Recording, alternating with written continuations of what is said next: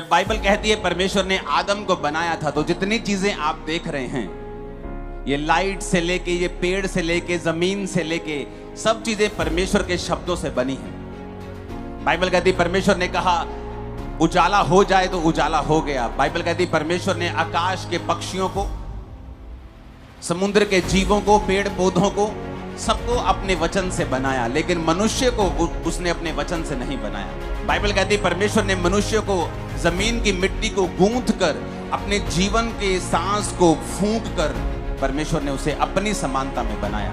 और वचन कहता है कि परमेश्वर ने अपने जीवन के सांस जो थे वो आदम में फूंके थे।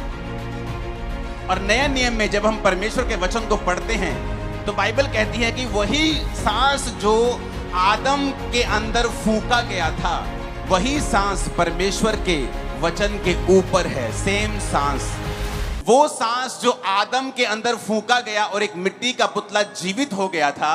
वचन कहता है कि जब बाइबल को परमेश्वर के लोगों के द्वारा परमेश्वर की आत्मा की प्रेरणा से लिखा गया, तो परमेश्वर ने वही सांस परमेश्वर के वचनों के ऊपर डाले थे कि जो कोई मुर्दा व्यक्ति इस आने वाले समयों में परमेश्वर के इस वचन को पढ़ेगा, वो वही जीवन पाएगा जो आदम ने पाया था। क्योंकि जब आप परमेश्वर के वचन को सुन लोगे जिसमें परमेश्वर का सांस मिला हुआ है, तो आप वही जीवन को पाओगे जो आदम ने पाया था। आज इसीलिए लोगों के घरों में जीवन नहीं है। वो मैरिड तो हैं, उनकी मैरिड लाइफ में जीवन नहीं है।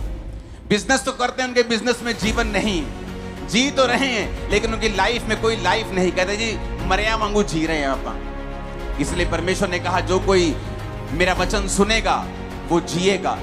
अगर कोई मृतक मेरा वचन सुनेगा, जितने मृतक परमेश्वर का वचन सुनेंगे वो जी उठेंगे। बाइबल कहती है वो चाहे फाइनेंशियल जी उठना हो, वो चाहे शरीर का जी उठना हो, बीमारियों से जी उठना हो, घरेलू जी उठना हो, मानसिक जी उठना हो, हर प्रकार की मौत को बाइबल कहती है परमेश्वर का वचन काटता है, खत्म करता है, जब आप अपना कान परमेश्वर के वचनों के ऊपर लगाते हैं।